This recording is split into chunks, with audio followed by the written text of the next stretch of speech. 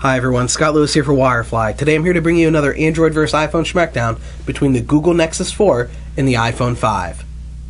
Like all of our Schmackdowns, we're going to go ahead and divide it into 3 rounds. Round 1 is going to be about design, round 2 is going to be about the specs, and round 3 is going to be the camera round where we do some sample tests and talk about the cameras in both phones. So let's go ahead and dig into round 1, the design round. Right off the bat, the first thing I noticed about both of these phones is that they're very nice phones and they're actually put together very well. So I would give them an overall 5 out of 5 as far as build quality between the two phones. So LG is making the Nexus 4, while obviously Apple is making the iPhone 5. The iPhone 5 is known for its top-notch build quality, but I'd put it up against the Nexus 4 any day. While you're holding both phones, you really feel like you're holding a piece of high-end equipment.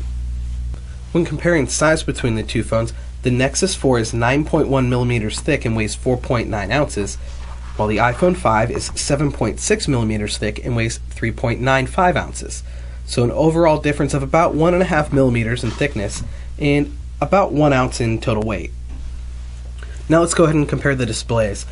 The iPhone's been known for a long time for its Retina display that has a really crisp and clear picture, and it is a great picture. It gives you screen resolution of 640 by 1136, which gives it an overall pixel density of 326 pixels per inch.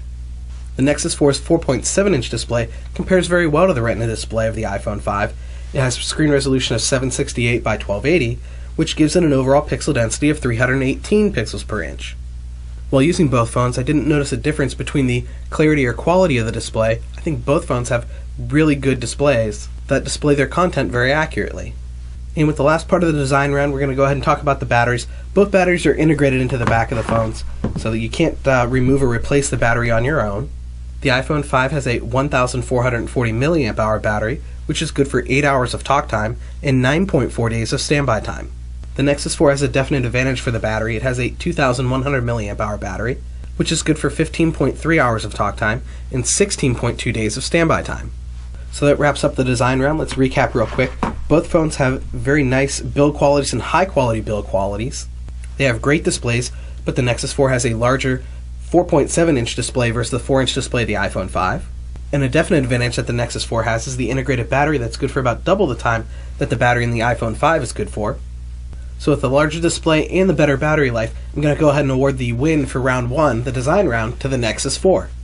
So let's go ahead and dig into round 2, the spec round. The iPhone 5 is coming with a 1.3 GHz Apple A6 processor, 1 GB of RAM, and it gives you an option for onboard storage of 16, 32, or 64 gigabytes. Now there is a pretty considerable cost difference between the 16, 32, or 64 gigabyte versions, but they are available if you're interested. Now the Nexus 4 comes with a quad-core 1.5 GHz processor. It's a Snapdragon S4 processor, has 2 gigabytes of RAM, but the T-Mobile version of the Google Nexus 4 that we're comparing here in the Schmackdown only comes with 16 gigabytes of onboard storage. There is a smaller version available direct from Google from the Google Play Store, but it isn't offered on T-Mobile's service, and that's not the one that we have here in the Schmackdown today. Something to note about both phones is that the onboard storage is all that you have unless you're going to use a cloud-based storage system, because neither phone accepts a micro SD card.